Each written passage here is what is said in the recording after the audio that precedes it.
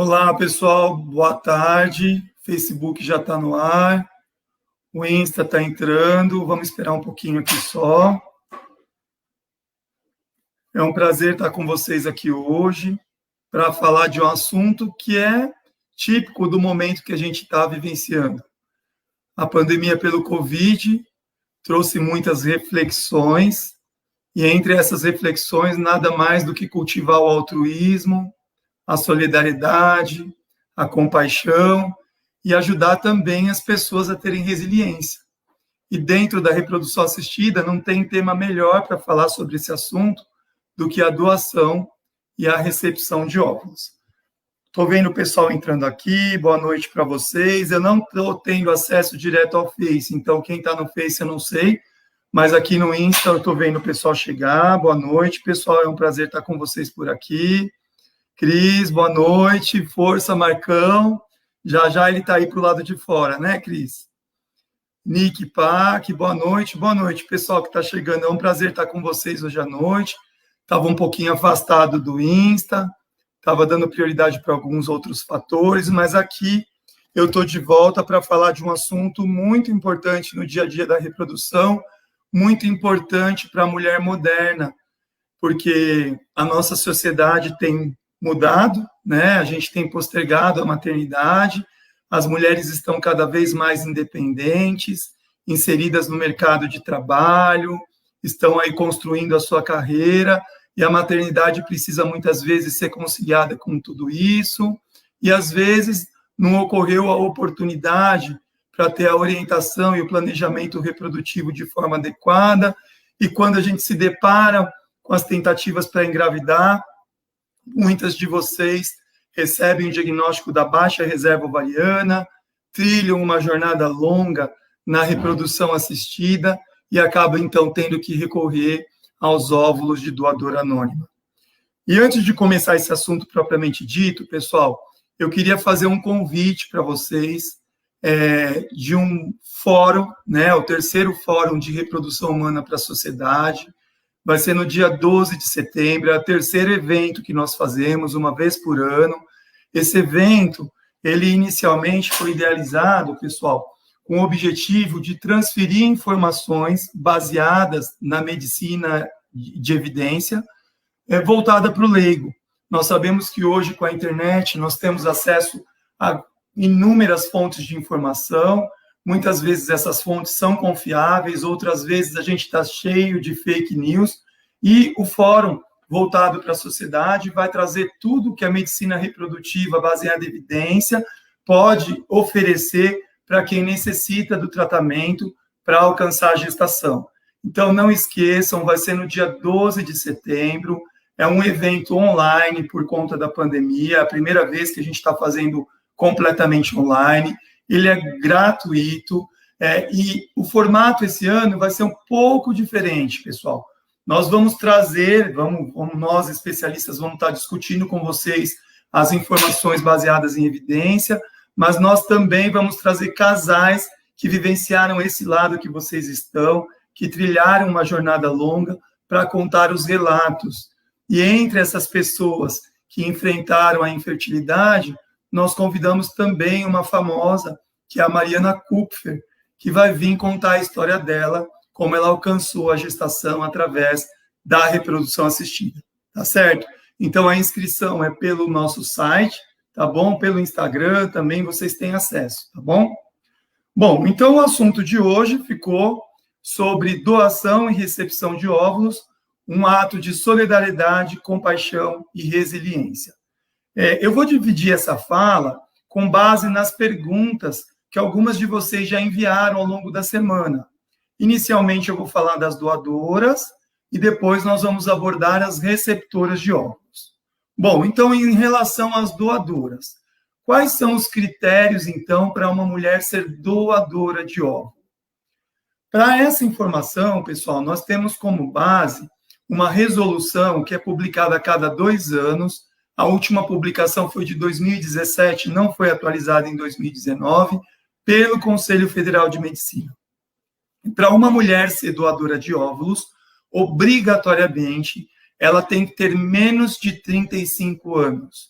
Por que se estabeleceu esta idade como limite? Porque a fertilidade feminina vai declinando ao longo do tempo e depois dos 35 anos começa a ocorrer uma aceleração da perda tanto de quantidade quanto da qualidade de óvulos. Então, mulheres com menos de 35 anos e que não apresentem nenhuma doença hereditária conhecida podem doar os seus óvulos. 2 pré-requisitos adicionais são o anonimato, ou seja, a mulher que vai doar os óvulos não vai ter acesso a qualquer informação de identificação do casal ou da pessoa que vai receber esses óvulos. E o casal receptor, quem vai ter os embriõezinhos formados a partir dos óvulos doados, também não vai ter acesso à identificação da doadora, para a gente preservar o anonimato. E aí, pessoal, vem um primeiro conceito que é motivo de pergunta no cotidiano da clínica. Poxa, doutor, aqui vocês não mostram a foto da doadora? Pessoal, como o Conselho Federal de Medicina coloca bem claro para a gente, coloca bem explícito, que a gente não pode identificar a doadora, é proibido, do ponto de vista ético, a gente apresentar qualquer tipo de foto, seja ela do adulto, seja ela da criança, tá bom? Então, nós temos que ter o anonimato. Então, eu falei da idade, falei da ausência de doenças, falei do anonimato, e o quarto ponto é que não pode ter caráter comercial. Ou seja, algumas pessoas já me perguntaram, doutor, mas eu não posso pagar para alguém para vir aqui doar esses óvulos para mim? Não pode ter esse pagamento direto, tá bom, pessoal? O que pode ocorrer, que a resolução autoriza, é a doação compartilhada. Ou seja, você tem interesse em doar seus óvulos, você procura a clínica, passa por uma avaliação pelo especialista, lá vai ser observado se existe um casal que precisa dos óvulos com a sua característica, e na presença dessa necessidade, então, esse casal pode custear parte do seu tratamento de forma anônima. Ele vai ter acesso a algumas informações da doadora, como cor de pele, cor dos olhos, cor e consistência do cabelo, peso, altura, tipo sanguíneo, idade, mas ele não pode pagar diretamente, não pode ter a identificação dessa mulher. E aí, aproveitando esse primeiro conceito que eu coloquei para vocês, pessoal, a Priscila Contábil perguntou para mim, a doadora pode ter até quantos anos? Então, eu acabei respondendo, então, Priscila, até 35 anos. Boa noite para o pessoal que está chegando, estou vendo aí a Ana Paula, a Marília, M. Cruz, é um prazer estar com vocês aqui. Então, a doadora tem que ter até 35 anos e, preferencialmente, mais de 18, tá? E aí a Kelly Thiago perguntou se paciente que tem endometriose no ovário, o endometrioma, se ela pode ser doadora. Na verdade, Kelly, não tem nada especificado que mulheres portadoras de endometriose não possam ser doadoras. Entretanto, a gente sabe que a endometriose, e principalmente quando a doença está localizada no ovário, ela pode reduzir o potencial reprodutivo da mulher. E quando a gente fala em doação de óvulos, a gente está, sim, falando em solidariedade, falando em altruísmo, falando em ajudar outras pessoas, mas a gente não pode perder um primeiro conceito, que é se ajudar. A gente realmente tem que ajudar as outras pessoas, mas a gente não pode ajudá-las se prejudicando. Então, no contexto do endometrioma, a gente não tem o melhor cenário para fazer a doação de óvulos. No Brasil, pessoal, a gente tem 2 grupos de mulheres que podem doar os seus óvulos. Então, o sonho de consumo, que seria o grupo ideal, que ocorre em muitos países, na Europa ou mesmo nos Estados Unidos, porque lá as mulheres podem receber dinheiro quando doam seus óvulos, são doadoras que não têm a infertilidade. E aí, essas mulheres, no caso do Brasil, não podem não receber dinheiro, essas mulheres muitas vezes se sensibilizam com os casais, com os amigos ou com pessoas que cruzaram a vida delas e que trilham essa jornada da dificuldade para ter filhos, e voluntariamente elas decidem doar os seus óvulos sem pagamento, sem necessidade de fazer a fertilização para alcançar a gestação.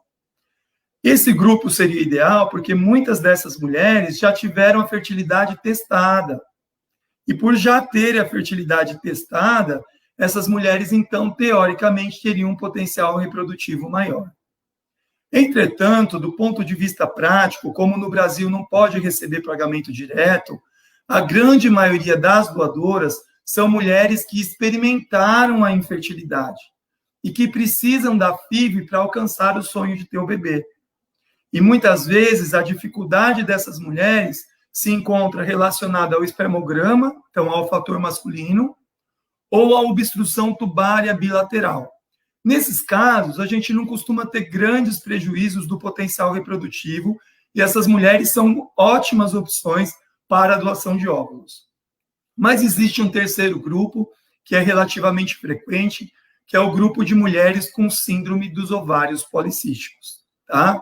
Essas mulheres com SOP, que é como a gente abrevia síndrome do ovário policístico, por elas terem muitos folículos e, consequentemente, muitos óvulos, elas se tornam potencial doadoras de óvulos, tá? A gente sabe que a síndrome do ovário policístico, ela pode, de um certo modo, interferir na função ovariana, na função ali do óvulo, tá? Mas, a princípio, não existe nenhuma contraindicação para que as mulheres portadoras de SOP sejam doadoras.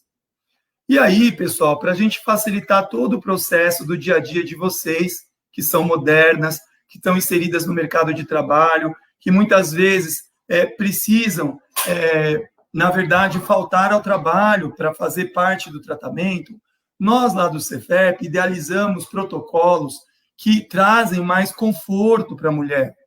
E no caso da doação de óvulos, nós temos algumas situações onde você, com 2 retornos, você consegue completar a estimulação ovariana desta mulher. Então, ela praticamente não tem muitas faltas no trabalho. E otimizando esse processo, então, você facilita o cotidiano da paciente para que ela possa inserir a realização do seu próprio tratamento, para que ela possa também desenvolver a solidariedade ajudando outras pessoas e, de quebra, 2 famílias, então, conseguem concretizar esse sonho de alcançar o bebezinho, tá? Estou vendo algumas pessoas aqui entrando, vi aqui gente que é receptora, Júlia, obrigado aqui, tá? Então, pessoal, hoje o protocolo da doadora de óvulos é um protocolo muito flexível, que não exige muitas injeções, o tratamento é complementado com medicamentos por boca, você não vai ter muitas faltas ao trabalho, você vai poder passar o tratamento não modificando o seu cotidiano. Lá na clínica, por exemplo, nós temos pessoas que coincidem de ir num sábado para começar o tratamento, ela volta no outro sábado e depois ela tem que vir lá para a segunda, quarta-feira, só para colher os óvulos.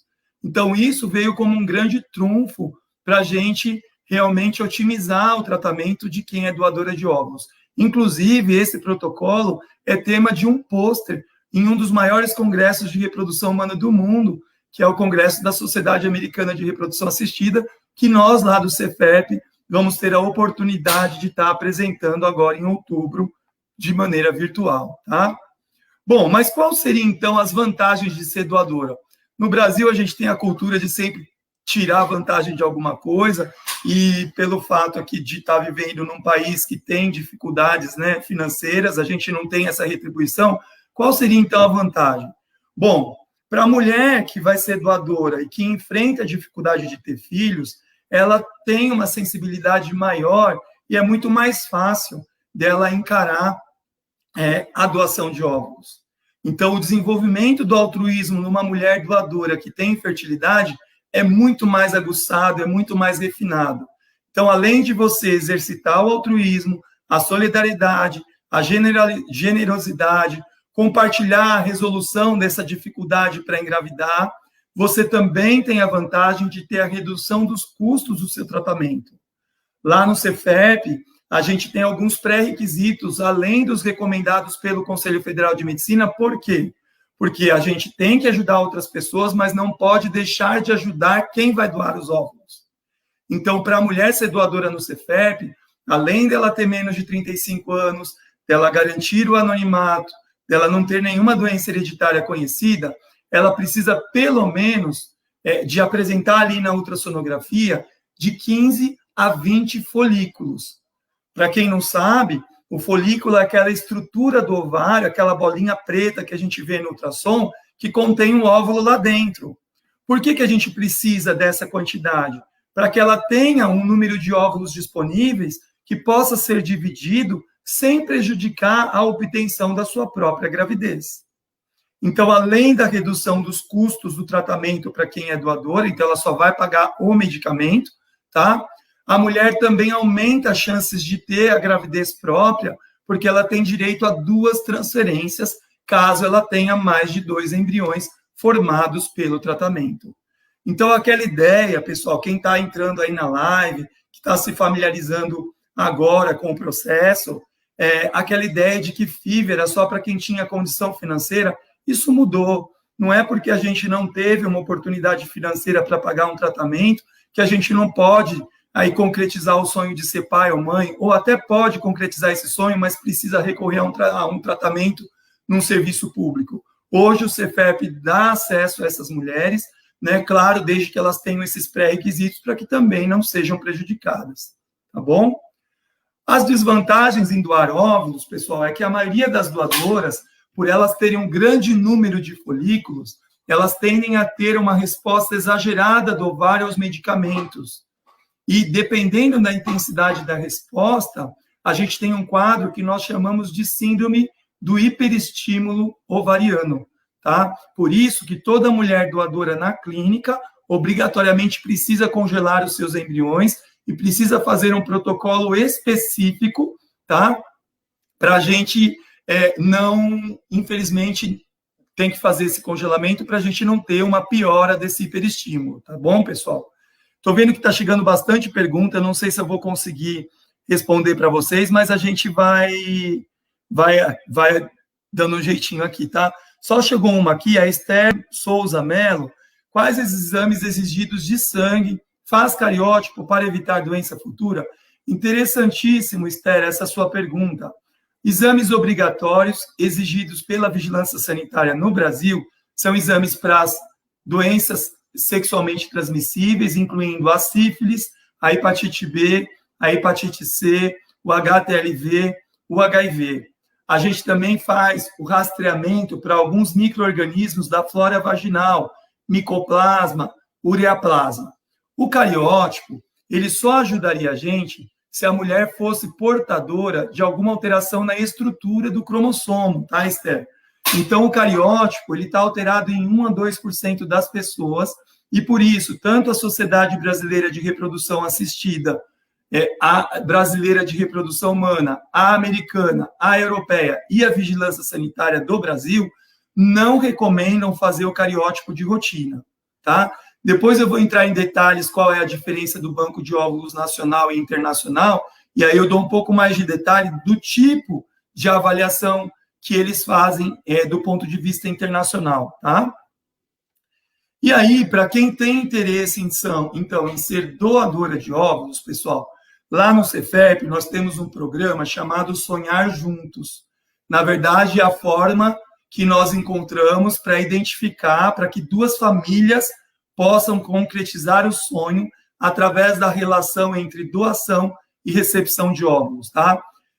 Quem tiver interesse em participar desse programa como doadora, pode acessar o nosso site, você pode marcar a consulta de forma online, pode acessar a Júlia também, que é responsável direto pelo atendimento, tem a Fabiana também, e aí vocês podem passar por uma consulta com a gente, para nós verificarmos se você tem potencial de ser doador ou não. Chegou uma pergunta também, perguntando quantos óvulos a pessoa tem que ter para poder doar. Na verdade, a gente se baseia na quantidade de folículos, tá? Então, por exemplo, nós temos mulheres que chegam à clínica com 15 folículos e no final a gente capta 15, 20 óvulos, até um pouco mais.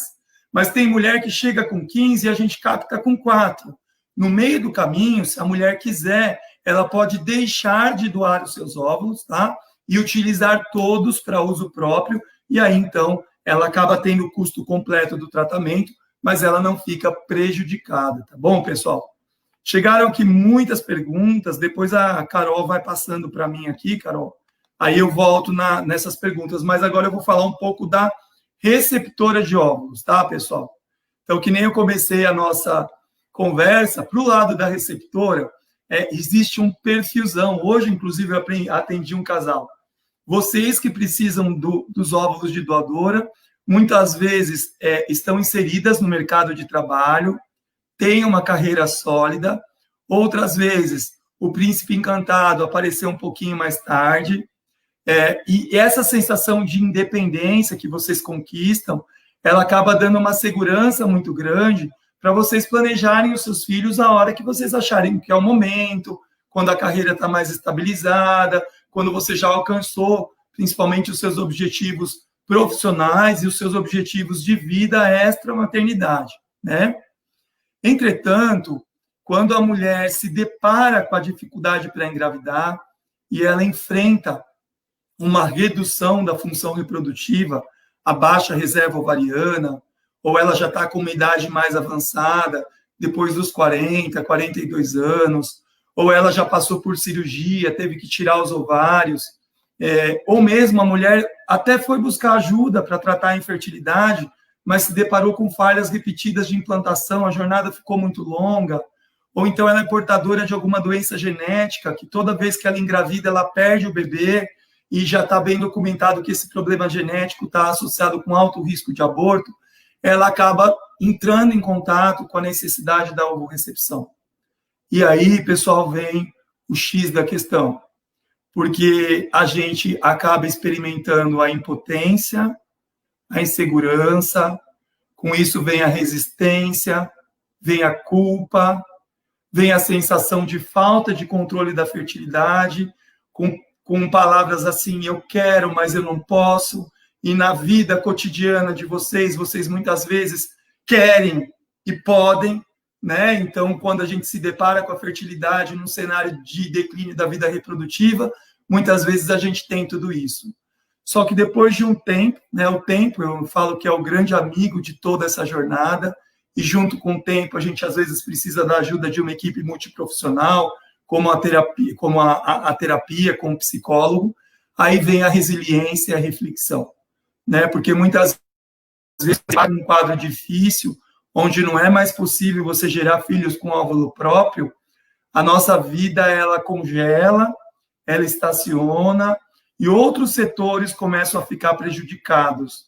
E, às vezes, parar um pouco o avião desgovernado, fazer algumas reflexões e desenvolver a resiliência dentro da gente, muitas vezes vai facilitar virar as páginas e começar a escrever outros capítulos para alcançar esse bebezinho logo. Porque uma pergunta que as pessoas muito fazem, né, quando a gente fala, às vezes, sobre a ovorecepção, e é um tratamento que eles estão tomando em contato ali pela primeira vez, doutor, mas eu quero um filho meu. Esse filho não vai ser meu, não vai ser o DNA. E aí, pessoal, a gente tem vários argumentos. Por quê? Primeiro, que nós somos brasileiros. Brasileiro é miscigenado, é uma misturada. Na minha tese de mestrado e doutorado, eu tive a oportunidade de trabalhar com síndrome do ovário policístico. Em um dos trabalhos, eu tinha que justificar o porquê que nós não avaliamos a etnia das pacientes incluídas nos trabalhos. E a nossa justificativa foi a seguinte: o povo brasileiro só tem identificação de uma linhagem genética em 20% da população.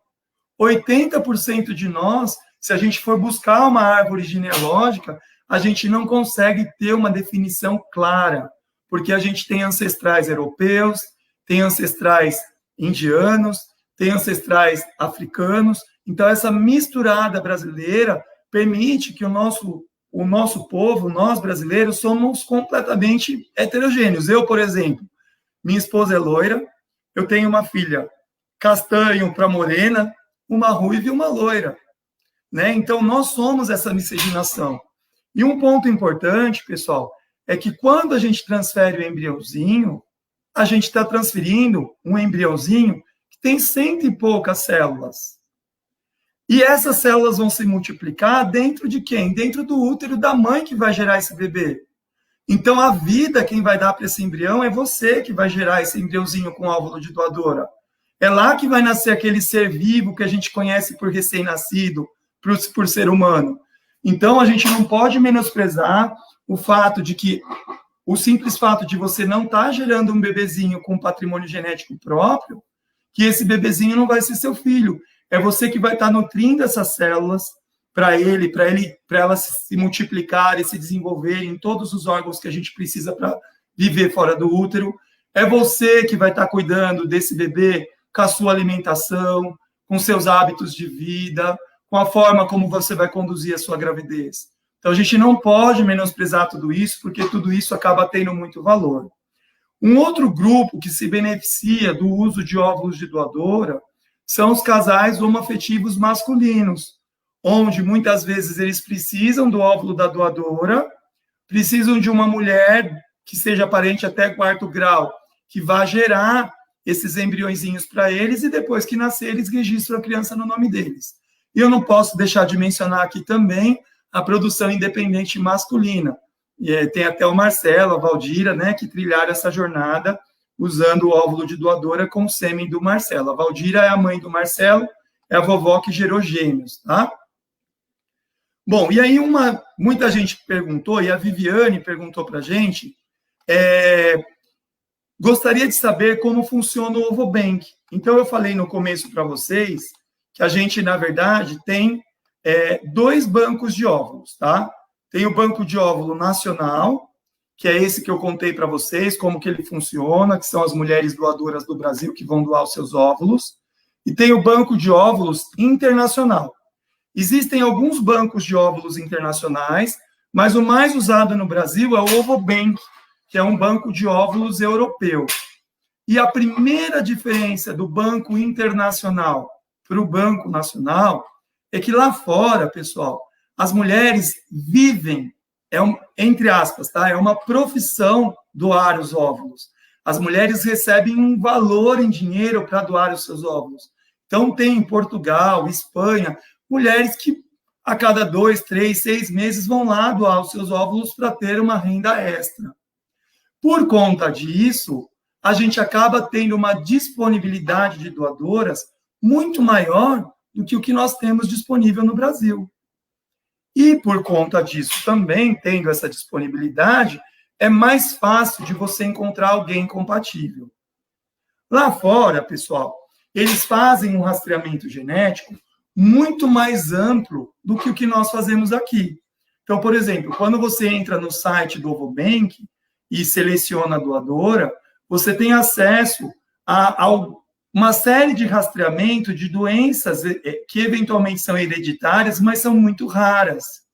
Obviamente que isso dá um pouco mais de segurança, mas lá é fácil de fazer esse rastreamento, porque eles têm uma linhagem genética ancestral bem identificada. Então, com isso, você consegue construir uma árvore genealógica genética com um pouco mais de segurança, tá certo? Então, se eu fosse falar quais seriam as vantagens do internacional? Opções, tá? Esse rastreamento, para algumas mulheres, para alguns casais, isso traz mais segurança. Quais seriam as desvantagens? 2 principais. O custo. Com a nossa variação cambial, a aquisição dos óvulos de doadora internacional, no caso do Ovobank, é pago em euro. Então, um tratamento que você faça com óvulos do Ovobank daria para fazer 2 tratamentos e meio com óvulos brasileiros. E aí que vem o X da questão. A gente sabe que a taxa de sucesso do tratamento, depois eu vou entrar um pouco mais nesse detalhe, é maior, tá? Mas ele não é 100%. Então, você pode ter uma jornada longa usando o óvulo de doadora também. Então, no nosso raciocínio, talvez valha mais a pena o casal investir dinheiro e emoção em mais óvulos, em mais embriões, do que, às vezes, usar uma seleção muito específica de óvulos internacionais e diminuir as suas chances porque você vai trabalhar com um número menor de óvulos. Essa seria uma primeira desvantagem, tá? Então, a desvantagem inicial é o custo. E a segunda desvantagem, principalmente em épocas de pandemia, é o tempo que nós temos aí de chegada entre a encomenda e a chegada desses óvulos na clínica, tá? o custo do transporte ele também não é muito alto. O ideal é que juntem-se vários casais receptores na clínica e aí eles dividam esse transporte que vem de avião, tem que vir um técnico deles trazendo esse botijão de nitrogênio, tudo controladinho, tudo certinho, tá? Agora, o nosso Banco Nacional, que na verdade seriam os óvulos de doadora, a maioria dos casais faz a opção pelo custo, mas também tem um grande diferencial. São brasileiras doando. Então, as doenças são mais próximas dessa nossa natureza miscigenada, heterogênea, variada, diversificada que a gente tem. Por exemplo, nós somos um país que tem pressão alta, diabetes, obesidades em níveis heterogêneos. Então, a gente vai ter mais dessas doenças, tá? Então, essa é uma característica. E muita gente também prefere os nossos traços ao invés de traços de europeus, tá bom? Então, Viviane e Stella, as duas principais diferenças seriam essas, tá? O Ovobank, ele trabalha com pacotes de óvulos, tá? Então, trabalha fornecendo 3, 4, 6, 9 óvulos. Lá no Cefep, a gente não trabalha prometendo óvulo, a gente trabalha prometendo o embrião. Para formar esses embriões, se eu descongelar 3 óvulos ou descongelar 10 óvulos, o casal não vai ter custo adicional, porque a gente garante a formação por tratamento de 2 embriões. No caso, se o casal quiser adquirir mais embriões, ele também pode, desde que seja com óvulos da mesma doadora. Caso a gente não tenha óvulos disponíveis o suficiente para formar o número de embriões que o casal desejou no início, a gente faz o primeiro tratamento com os embriões formados daquela doadora, e se ele não der certo, a gente vai em busca de uma nova doadora. Agora, lá no Ovobank, eles não trabalham prometendo o embrião, trabalham prometendo o óvulo, eles dão até uma certa garantia, tá? Mas a gente realmente tem um afunilamento entre o número de óvulos e a formação dos embriõezinhos lá fora, tá? E uma outra pergunta que chegou é se demora para encontrar a doadora. Então, como que funciona a seleção da doadora? Como nós temos o anonimato, a resolução do Conselho Federal de Medicina recomenda que nós, da clínica, façamos a escolha da doadora compatível com a receptora com base nas características físicas. Então, nós vamos ver cor de pele, cor dos olhos, cor e consistência do cabelo, peso, altura, tipo sanguíneo, idade. É obrigado ter o mesmo tipo sanguíneo? Não, pessoal. Mas existem algumas particularidades. Por exemplo, se a mulher que vai gerar o bebê, ela é RH negativo, o ideal é que a gente busque uma doadora RH negativo também, mas ele pode ser positivo se o marido é positivo, porque a gente pode ter algumas complicações, mas isso a gente sempre orienta quando tem essa particularidade. Agora, se você quer manter o anonimato completo e não quer gerar nenhuma dúvida futura, até mesmo para o obstetra, para o pediatra, que eles não são obrigados a tomar conhecimento disso, o ideal é selecionar alguém que tenha compatibilidade sanguínea com o casal, tá? Então, não é porque você é O positivo que você tem que ter uma doadora O positivo. Se você é O positivo, por exemplo, e seu marido é A positivo, você pode ter filho tanto O quanto A, positivo ou negativo. E aí a gente consegue dar essas informações, tá bom, pessoal? Bom, como é realizado o tratamento? Qual é o passo a passo? A primeira coisa, então, é passar por uma consulta. Uma vez que você passou pela consulta, a gente vai pedir os exames obrigatórios pela vigilância sanitária e vamos em busca da doadora de óvulos.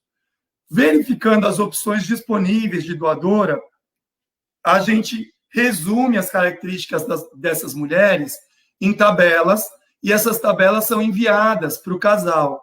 E o casal vai definir daquelas opções qual que agradou, vai devolver isso assinado para a gente, e aí, então, nós vamos dar sequência à formação dos embriões. Para a formação dos embriões, a gente tem 2 modalidades. E a mais segura, pessoal, é formar os embriões antes de começar o tratamento em quem vai gerar o bebê, na receptora. Então, vamos imaginar que vocês foram à clínica, manifestaram o desejo, a gente enviou as fichas, vocês aprovaram, a gente tem os óvulos lá na clínica. Então, nós vamos convocar o marido da receptora, se esses óvulos, esse sêmen vai ser congelado, e aí nós vamos programar o descongelamento dos óvulos, se eles já estiverem congelados, ou no dia da coleta dos óvulos da doadora, a gente vai fazer a injeção do espermatozoide do marido da receptora e vai gerar os embriõezinhos. O casal tem a opção de transferir o embrião no 3º dia ou no 5º dia, tá bom? Tem algumas particularidades que a gente pode discutir, mas geralmente quando é um primeiro tratamento é sempre 3º dia. Formamos os embriões, eles estão congelados na clínica, vocês vão receber um comunicado, um contato nosso, nós vamos informar que os embriõezinhos já estão congelados, e o próximo passo é começar o preparo do endométrio. E para esse preparo, pessoal, vai depender se a mulher menstrua ou não menstrua. Se ela não menstrua, o início é imediato. Se ela menstrua, a gente aguarda o início do fluxo para poder começar o preparo. Aí a mulher vai começar o estrogênio, que é um gelzinho que a gente aplica na pele, ela usa por 10 dias, e no 10º dia ela vem para um primeiro ultrassom. E nesse ultrassom nós vamos avaliar a espessura do endométrio e ver se ele está com aquelas 3 linhas. Se o endométrio tiver trilaminar, com maior do que 7 milímetros, a gente então associa a progesterona vaginal e programa a transferência para dali 4 a 6 dias, dependendo do estágio que foi congelado o embriãozinho. Feito isso, então, nós estamos falando aproximadamente 15, 18 dias de tratamento, a gente aguarda mais 2 semanas para saber do teste de gravidez, se é positivo, tá, pessoal? Perguntaram aqui também se no Cefep tem banco de sêmen. A princípio, nós não temos banco de sêmen, tá, pessoal? No Brasil, existe basicamente um banco de sêmen nacional, e é de lá que nós obtemos a amostra, até mesmo porque a clínica precisa passar por toda uma padronização, e na grande maioria das vezes, aqui, praticamente todas as clínicas no Brasil não tem banco de sêmen, tá? Tem que ser a doação de sêmen, ela precisa ser muito criteriosa e tem que ter uma rastreabilidade. Isso é um ponto importante, pessoal. O Conselho Federal de Medicina, no caso dos óvulos, coloca o quê? A mesma doadora não pode gerar mais do que 2 filhos, geneticamente falando, com patrimônios genéticos diferentes. Ou seja, se uma mulher foi doadora e ela engravidou e teve um menino, e a doadora dela engravidou e teve uma menina, no raio de 1 milhão de habitantes, ou seja, numa região de 1 milhão de habitantes, ela não pode doar óvulos naquela região novamente. Ela pode ser doadora novamente, mas tem que ser para uma mulher que more numa área distante aí de mais de 1 milhão de pessoas, tá bom? Isso é para evitar, embora raro, que irmãos parcialmente biológicos se encontrem, tá certo, pessoal? E aí vem um outro ponto muito legal, que está na moda também de receptora, é sobre a epigenética. Esse é um assunto da moda. E aí perguntaram aqui, para mim, né, não conheço pessoalmente, Jaldimir, obrigado, gostaria que falasse sobre epigenética. Quais as características a mãe geradora irá transmitir para o bebê de ovo-recepção? Bom, para responder essa pergunta, pessoal, nós temos que lembrar que nós, humanos, nascemos com patrimônio genético fixo. E nosso patrimônio genético tem pedacinhos que nós chamamos de genes, que vão ter respostas específicas. Então, por exemplo, o gene que está ativado no olho tem a função de permitir a gente enxergar. O gene ativado no nariz permite a gente sentir os cheiros, os odores, e assim por diante. Só que existem pedacinhos nos nossos cromossomos que eles estão lá paradinhos, eles não estão lá funcionando. Só que, dependendo da forma que eu vivo, eu tenho condição de ativar ou não este gene. Então, por exemplo, se eu tenho uma mulher que ela é doadora e ela tem uma história familiar de pressão alta, na história dela tem obesidade, ela tem maior risco para doenças do metabolismo, e ela foi doadora. Ela não é obesa, mas ela carrega os genes. Quando eu pego esse óvulozinho dela e gero o embriãozinho com o espermatozoide do marido da receptora e coloco dentro da mulher que vai gerar, Se essa mulher que vai gerar o bebê, ela é saudável, ela segue um pré-natal direitinho, ela tem uma nutrição adequada, faz atividade física, não fuma, esta mulher tem condição de inativar o gene que vai desenvolver a hipertensão, que vai desenvolver o diabetes, que vai desenvolver a obesidade. Por isso, muitas mulheres lá, às vezes a gente oferece fichas de algumas mulheres que estão um pouquinho acima do peso e algumas mulheres são um pouco mais resistentes. A epigenética, ela depende muito do ambiente que vai ser gerado esse embriãozinho. Então, se você é uma mulher saudável, tem hábitos de vida saudável, você tende a transmitir esses hábitos para o seu bebê. Então, a epigenética é uma mudança da resposta do gene, tá bom?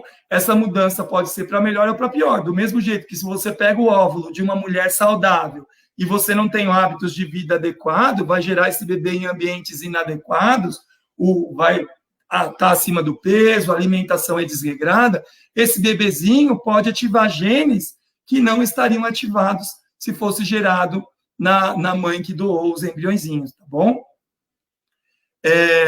Um outro ponto importante, pessoal, muita gente fala que a epigenética tira aquele sentimento ruim em relação à recepção, porque você vai ajudar o seu filho a desenvolver de forma saudável, tá certo? Uma prova interessante da epigenética é que se eu pegasse 2 embriões, e às vezes a gente pega, tá? Porque lá tem a adoção do embrião na clínica. Casais que já engravidaram, não querem ter mais filhos e doam os seus embriõezinhos. Então, se eu pego 2 embriõezinhos dos mesmos pais biológicos e coloco em mães diferentes, essas crianças não vão ser iguais. Elas podem ter o mesmo patrimônio genético. Além de fisicamente elas serem diferentes, as doenças que elas vão desenvolver também serão diferentes, dependendo da forma como essa criança foi gerada no útero da mãe e dependendo também dos hábitos de vida depois do nascimento, tá? Então, isso é uma coisa importante. A gente não pode esquecer que quando a gente coloca os embriões dentro de vocês, os embriõezinhos estão com 8, com 12, com 14 ou 100 e poucas células no caso do blastocisto. E quem vai nutrir esse embrião ao longo de todo o desenvolvimento dele é você que vai estar gerando o bebezinho, tá, pessoal? Bom, e aí uma pergunta interessantíssima. As chances aumentam com a ovorecepção? Então, perguntaram aqui, quais as chances da ovorecepção ou embrioadoção para uma mulher de 38 anos com baixa reserva? Depois, a Elci Silveira, Cláudia, tenho 49 anos, quais as chances com óvulos doados? Tem algum preparo para aumentar as chances ou para fazer o tratamento dar certo? Ela já fez 4 tratamentos até os 44 e faz 4 anos que parou de tentar. Então, pessoal, isso é uma coisa interessantíssima. Lá na clínica, nós temos uma paciente de 54 anos que acabou de parir os seus gêmeos com óvulo de doadora. Temos uma outra de 52, tivemos a de 50. Por quê? O sucesso do tratamento, ele está diretamente relacionado à idade da mulher que forneceu o óvulo. Então, uma mulher de 54 anos que usa óvulo de uma doadora de 32, o sucesso correspondente é de 32 anos, porque é a idade da mulher que forneceu o óvulo que determina o sucesso do tratamento. Tá? Então, esse é um ponto muito importante. Tá? Então, para quem perguntou da baixa reserva com 38 anos, sem dúvida nenhuma que você usar o óvulo de uma doadora com menos de 35 anos, você está aumentando a sua chance de engravidar aproximadamente 8 a 10 vezes, tá? Nós sabemos que a fertilidade humana, ela tem limitação, todos nós, independente da idade, produzimos muitos embriões geneticamente alterados, e essa proporção vai aumentando com o avanço da idade da mulher, tá certo, pessoal? Só que, quando você faz com óvulo de doadora, você está otimizando esse processo, mas eu também não posso deixar de pensar que mulheres com menos de 35 anos também produzem óvulos alterados, né? E por isso, algumas vezes, quem usa óvulo de doadora tem a jornada longa também, tá?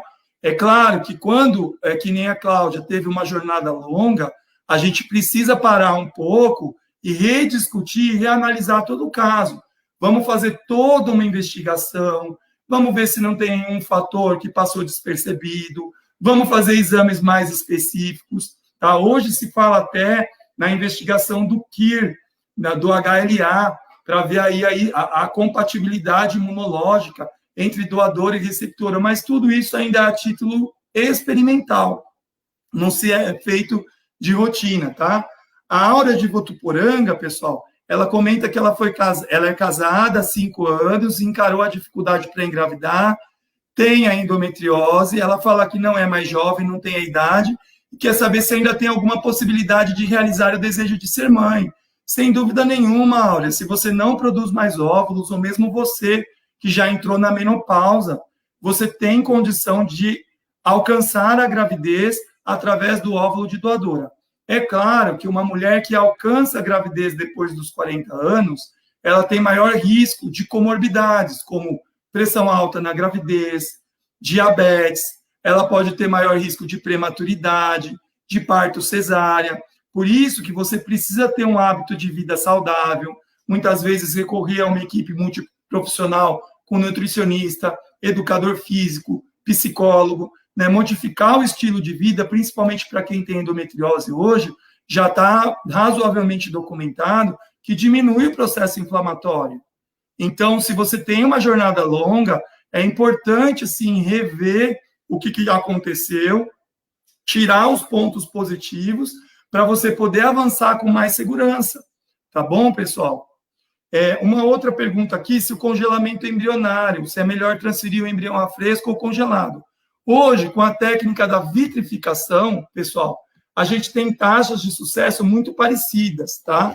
Então, é seguro fazer o tratamento hoje com embriões congelados, tá? Lá na clínica, a gente tem taxas muito, muito semelhantes. Chegou umas outras perguntas aqui, tá? Boa noite para um monte de gente que chegou aqui, eu fui falando, né? Patrícia, Hugo, um abraço para vocês. Chegou aqui. As doadoras realizarão todos os exames para doenças genéticas? Não, Patrícia, esse rastreamento ele não é feito no Brasil, tá? Nem o cariótipo. De todos os exames, o cariótipo é o menos importante, porque ele vai dar uma informação para a gente do número de cromossomos.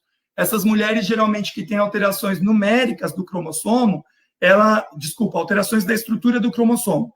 Essas mulheres que têm alterações estruturais cromossômicas, elas desenvolvem abortamento de repetição, tá? Então, muitas vezes, elas nem podem ser doadoras. Adriana Santos, quem fez bariátrica pode fazer ovodoação? Adriana, se não tiver nenhuma doença, preencher os pré-requisitos da idade, do anonimato, pode ser doadora, tá? Mas isso vai estar contemplado na ficha de quem vai receber esses óvulos, tá bom? Larissa Filbert, boa noite. Débora Suan, Lilica Oliveira, Rodrigo Campos, um abraço para vocês. Roseli, se não preencher os requisitos, Roseli, infelizmente, só pagando ou fazendo o tratamento pelo SUS, tá? Pelo SUS também é possível fazer esse tratamento, e aí o custo seria só com o medicamento, viu? Aí vamos ver aqui um pouquinho mais.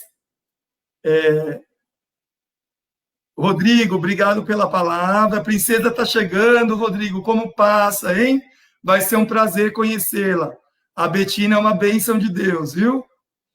Carol Mafra, doação de embrião, que na verdade eu gosto de falar de adoção de embrião, né? Então, isso é um ponto importante que a Carol Mafra colocou, pessoal, porque quando a gente adota uma criança, a gente está sendo pai e mãe do mesmo jeito.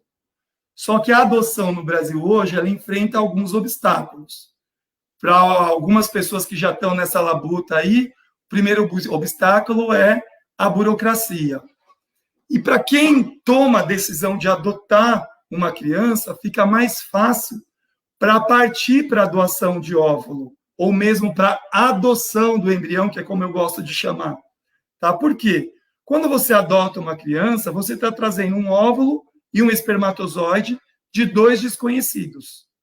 A diferença é que essa criança já está gerada, já está formada, e muitas vezes, com a burocracia no Brasil, você acaba pegando a criança já num estágio mais avançado do crescimento dela, né? A doação de óvulos, pessoal, ela vai te dar o direito de gerar o seu filho adotivo com algumas vantagens. A primeira vantagem é que o vínculo que você vai ter com essa criança vai ser desde o início da vida dela, desde as primeiras divisões celulares dessa criança. E com isso, o vínculo que o casal vai ter é um pouco maior. Não por isso eles vão ser mais pai ou mais mãe do que um casal que adota a criança. Mas esse vínculo, ele permite que a mulher, o homem, experimentem a maternidade de uma forma mais ampla, porque vocês vão poder ter a participação da gravidez, o pré-natal, curtir ali o quartinho, de montar o quartinho, de escolher o nome, né? Porque a criança adotada muitas vezes já tem o nome. Então, a maternidade com óvulo de doador ou com a adoção de embrião, ela permite, né, fazer com que realmente você desenvolva esse vínculo maior.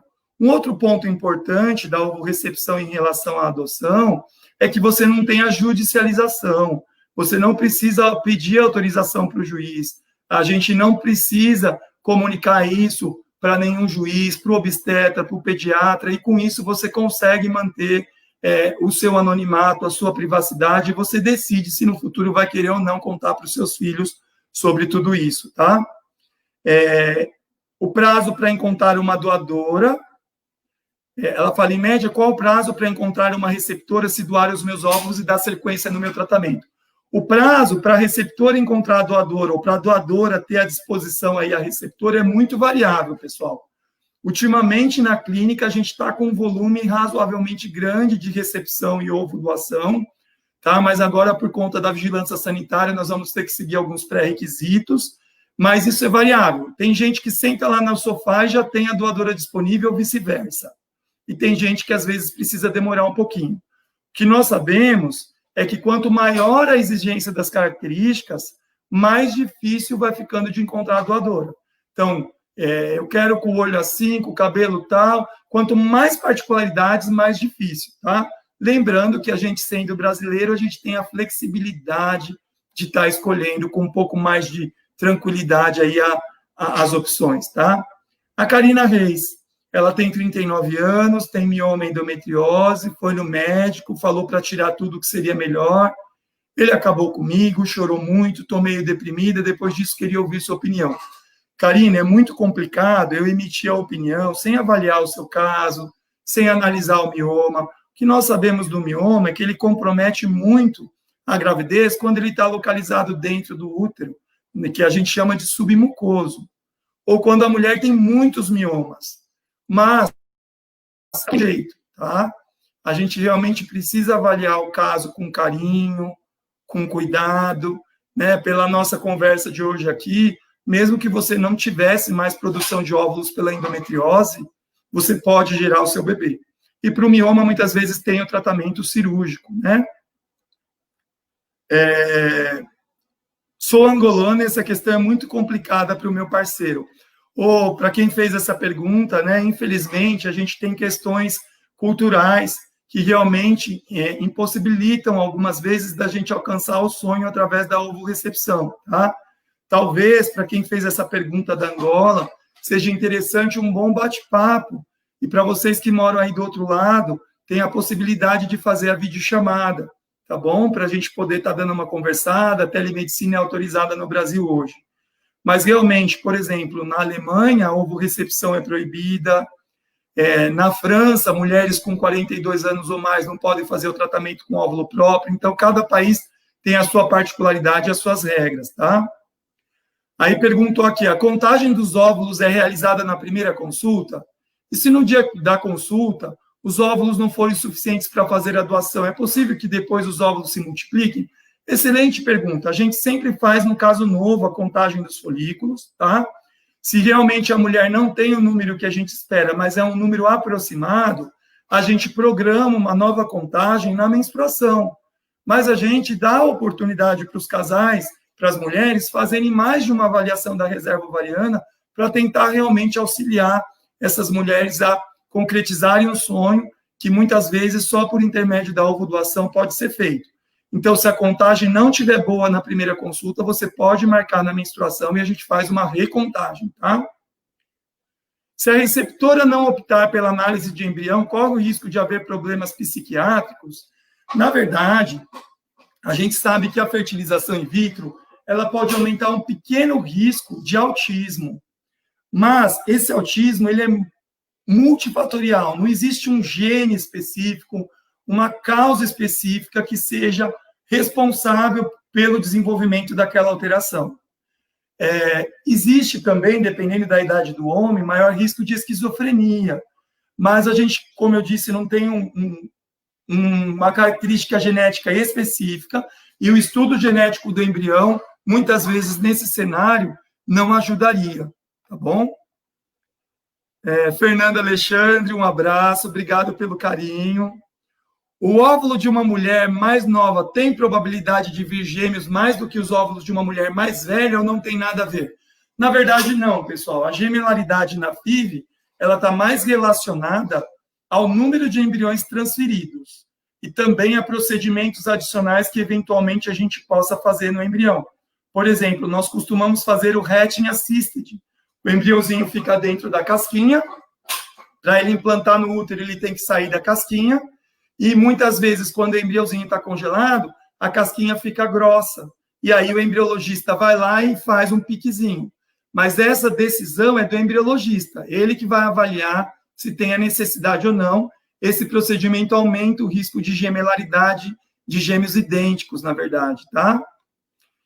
Em caso de embrioadoção, são realizadas biópsias antes da transferência? O estudo genético do embrião, pessoal, ele não é obrigatório e não é recomendado quando se faz com óvulo de doadora ou quando você utiliza o embrião de adoção, tá? Mas a decisão é sempre do casal. É possível de se fazer esse procedimento.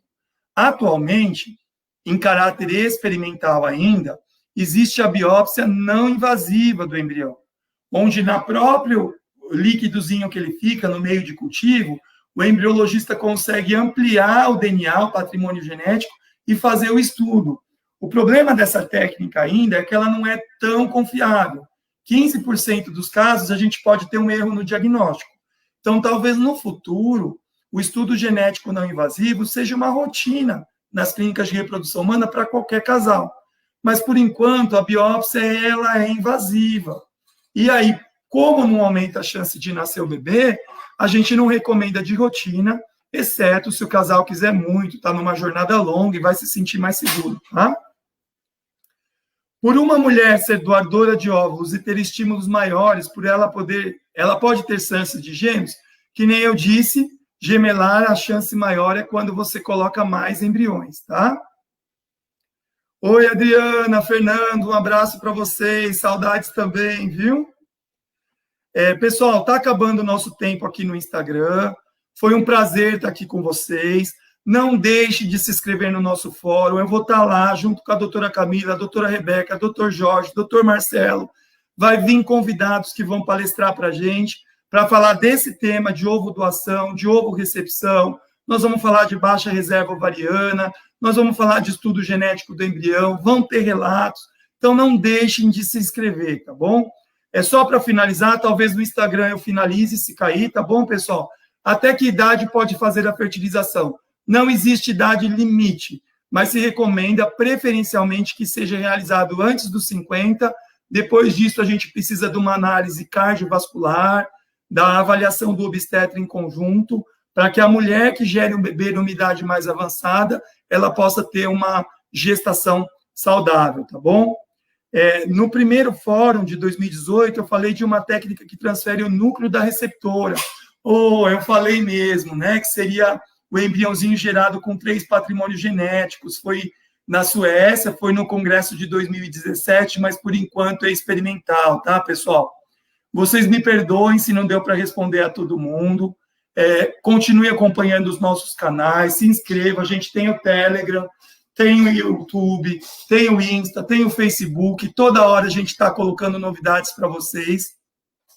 E nós vamos voltar a falar disso no dia 12 de setembro, no 3º fórum, onde nós vamos trazer a medicina baseada em evidência na linguagem leiga, na linguagem para a população, e toda essa discussão vai ser baseada em relatos reais, para vocês verem que quem está do outro lado, enfrentando uma jornada longa, não está sozinho. Esse cenário é muito mais frequente do que a gente imagina. Tá bom, pessoal? Um grande abraço e até breve.